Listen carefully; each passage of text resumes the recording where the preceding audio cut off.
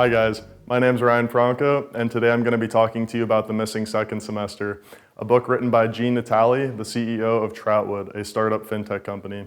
So, when you first hear that title, you might be thinking to yourself, what is The Missing Second Semester?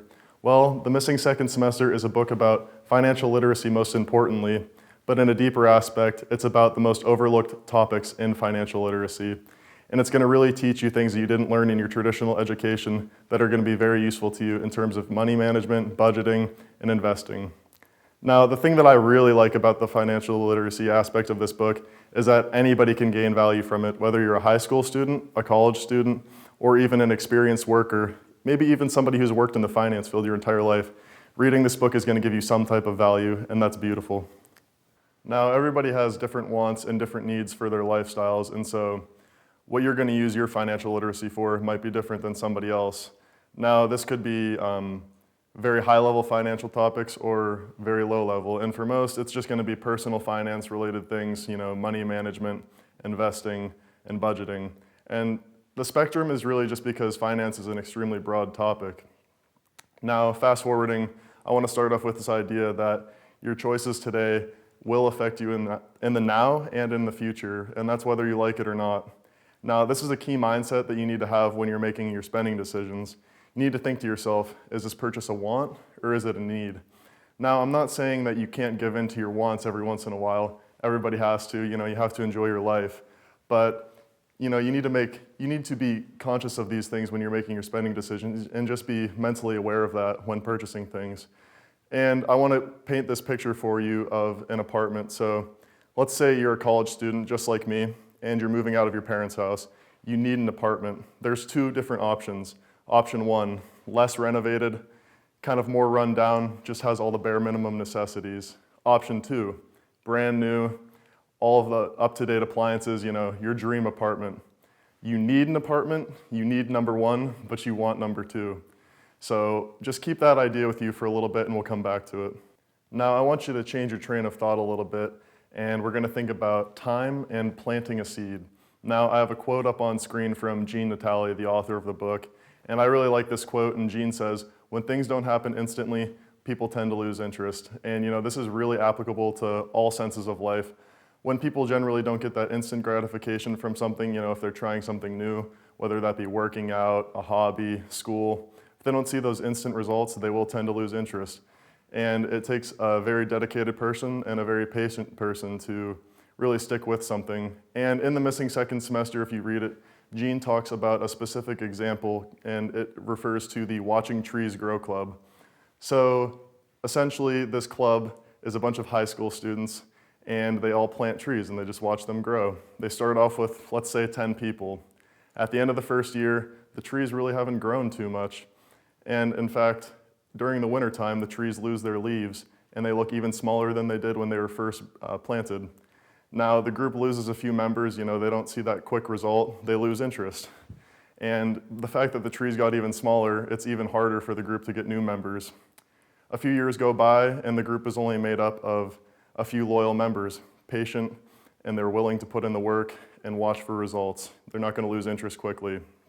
20 years go by, and these loyal members who have been in the group for the whole time invite everybody back, and they have a tree reunion for the trees, kind of like a little anniversary. And they come back, and everybody says, wow, look at these trees. We never imagined that they could grow this big. And the people who left the club kind of see the trees and how big they've grown, and they get a little envious. They could have just stuck with it. It wouldn't have even taken that much work, and they would have had this significant growth. And the people who did stick with it are really happy that they did. Now, I want you to think about that tree example, and we're going to relate it to investments. Now, as I talked about earlier, you have two apartment options. We're going to go back to that example. So, apartment number one, we have up on screen here, $700, the cheaper, less renovated apartment, and apartment number two, $1,200 a month. Now, we're going to assume that you live at either apartment for 5 years. So, for the sake of the example, we're going to say you go with just your need, you don't give in to your want, and you're going to save the extra $500 a month. Well, if you were to take that $500 a month and put it into the S&P 500, and you got an average return of 6% for the whole 5 years, you would be left with $34,885. just for choosing the lesser apartment and living below your needs for a little bit. Now, this initial investment is around $30,000 and you did profit around $5,000. And I think that's pretty good, but for some of you who don't find that number quite as staggering as you would want it to be, I think you're gonna like what we have to say next. So if you waited for 40 years and you just didn't touch that money at all, didn't take it out, didn't add any more, and we'll even say, after those 5 years were up, you said, you know what, I wanna live in that nicer apartment. I've had enough of this not as nice apartment. We're gonna move into that one. That's fine. So if you just let that initial investment sit for those next 35 years, didn't touch it, and you just kept getting that average return of 6% in the S&P, at the end of those 40 years, you would have a whopping $283,000, and that's a lot compared to what you had before. And I mean, that's just for choosing that lesser apartment for those 5 years and living below your needs and being patient and letting that time and value of money grow, just as we talked about with the trees. So this is really how powerful compound growth can be. But wait, there's more. You might be thinking, what could be better than this? Well, I'm gonna talk to you about dividends. So you might be asking yourself, what are dividends?